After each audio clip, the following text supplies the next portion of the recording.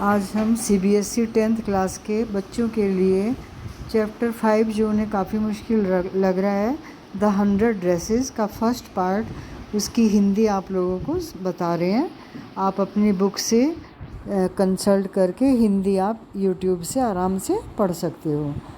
The 100 dresses first part आपका पहला जो है हाउ से लेके इंटरनेट तक है। हम अपने चारों ओर के लोगों के विषय में कैसे जज करते हैं या उनके विषय में कैसे अपने विचार बनाते हैं, क्या उनके पैसों से, उनकी शान शौकत से, या उनकी पदवी से, या फिर उनके व्यक्तित्व को परख कर या समझ कर। यह एक अत्यंत भावुक कर देने वाली कहानी है जिसमें लेखक ने बताया कि कैसे एक गरीब लड़की को उसकी कक्षा के अन्य विद्यार्थियों के द्वारा जज किया जाता है। वांडा पेंट्रोस्की एक अत्यंत भोली सभ्य लड़की है जो अमेरिका के एक अमेरिकन टाउन में अन्य अमेरिकन बच्चों के साथ स्कूल जाती है। ये बच्चे वांडा को अन्य बच्चों से कुछ अलग पाते हैं, समझते हैं। क्या तुम अंदाज़ा लगा सकते हो वो उसके साथ कैसा व्यवहार करते हैं? निम्नलिखित वाक्य में दी गई सूचना को पढ़ो और इस समुदाय के विषय में एनसाइक्लोपीडिया या विश्वकोश या इंटरनेट पर पढ़ो। The Polish American community in the US। 1608 में प्रथम सभ्य अप्रवासी अमेरिका पहुँचे, किंतु 20वीं सदी में ऐसे अप्रवासियों की एक बड़ी संख्या पाई गई जब 1 मिलियन से भी अधिक पोलिश अप्रवासी अमेरिका पहुँचे। पोलिश स्टेट जब किसी अस्तित्व में नहीं था तब तक अप्रवासी अपने देश के द्वारा ही पहचाने जाते थे, बजाय एथेनिसिटी के। वे Asian Paulus, German Paulus, Australian Paulus से जाने जाते थे। यहाँ यह ध्यान देने योग्य है कि पोलिश अमेरिकन समुदाय शिकागो में यह सब इसलिए शिकागो का दूसरा बड़ा संसार का पोलिश शहर कहा जाता था। अगला वारसा पोलैंड की राजधानी। कुछ समय तक इन्होंने भेदभाव का भी सामना किया। कुछ प्रतिशत लोग अपनी मूल भाषा बोलते थे, कुछ प्रतिशत अंग्रेजी भाषा का प्रयोग किया करते थे। Page number 64 to 65।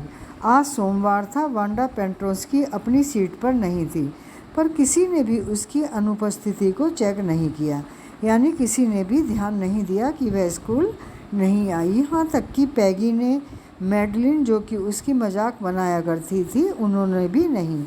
आम तौर से वांडा सबसे पिछली सीट से आगे वाली सीट पर बैठती थी, कमरा नंबर 13 में, जहाँ कक्षा के बेकार से लड़के बैठते थे, वहाँ जहाँ वे पैरों पर कीचड़ लगी रहती थी, जहाँ वे शोर करते थे और ठहाके मार मार कर हंसते थे।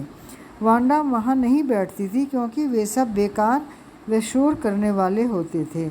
जहाँ कोई विरोध नहीं करता था, कभी कभी ही कोई उन्हें कुछ कहता था।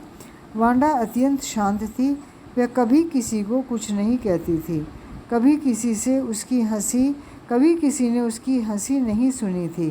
कभी कभी ही वह अपने मुंह को सिकोड़कर हल्की सी स्माइल करती थी। बस वह इतना ही हंसती थी। कोई यह नहीं जानता था कि वांडा वहाँ क्यों बैठती थी, क्योंकि वह ऐसे जगह रास्तों से आती थी कि उसके पैर सूखी मिट्टी से भरे रहते थे और कोई भी उसके विषय में ज़्यादा नहीं सोचता था। वांडा पेंट्रोस्की कक्षा में कोने में बैठती थी। जब वे उसके विषय में सोचते थे वह समय स्कूल के बाद का था, यानी कि छुट्टी के समय। दोपहर के समय स्कूल से लौटते हुए या सुबह स्कूल शुरू होने से पहले वे 2 समूहों में या अधिक समूहों में उसके विषय में बात करते थे और हंसते थे, रास्ते में या स्कूल प्रांगण में। तब उस समय वे वांडा की इंतज़ार करते थे, उसके साथ मजाक करने के लिए। अगले दिन मंगलवार वांडा स्कूल नहीं आई थी।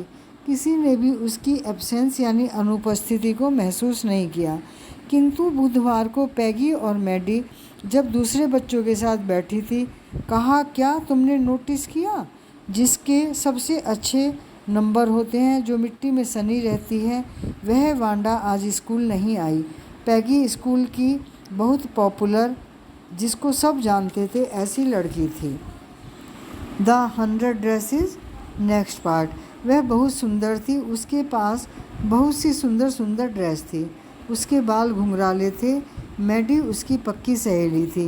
इस कारण से पैगी और मैडी ने यह नोटिस किया कि वांडा आज अनुपस्थित है, क्योंकि वांडा की वजह से वे लेट हो जाती थी। वे वांडा की इंतज़ार करती रही, उसके साथ कुछ मजाक करने के लिए, पर वह नहीं आई। वे अक्सर वांडा पेंट्रोंस्की की इंतज़ार करती थी, उसके साथ मजाक करने के लिए। वांडा पेंट्रोंस्की मोस्ट डैश वॉज। वांडा रूम नंबर 13 के अधिकतर बच्चों के नाम नहीं जानती थी। उनके नाम वांडा जैसे नहीं थे। उनके नाम बोलने में इजी थे, जैसे थॉमस, स्मिथ, एलन आदि। वहाँ एक बच्चा था जिसका नाम बाउंस था, जबकि बाउंस और लोग सोचते थे वह काफ़ी मजाकिया है, लेकिन फ़नी नहीं था, उसी तरह जैसे वांडा पेंट्रोंस्की नहीं था। वांडा डिड नॉट हैव से लेके हार्ड ग्राउंड तक। वांडा का कोई दोस्त नहीं था। वह स्कूल अकेले जाती थी और घर भी अकेले ही जाती थी। वह हमेशा नीली फीकी से रंग की ड्रेस पहना करती थी, जो ढीली सी थी। वह साफ़ होती थी, पर कभी ठीक से प्रेस की हुई नहीं होती थी। उसकी कोई सहेली या मित्र नहीं था, लेकिन बहुत सारी लड़कियां उससे बात करती थी। कई बार स्कूल प्रांगण में वे उसे चारों ओर से घेरकर खड़ी हो जाती थी। वह छोटी छोटी लड़कियों का हौस पौच गेम देखा करती थी, जो ज़मीन पर उन्हें बनाकर वो खेलती थी। Thank you, to be continued.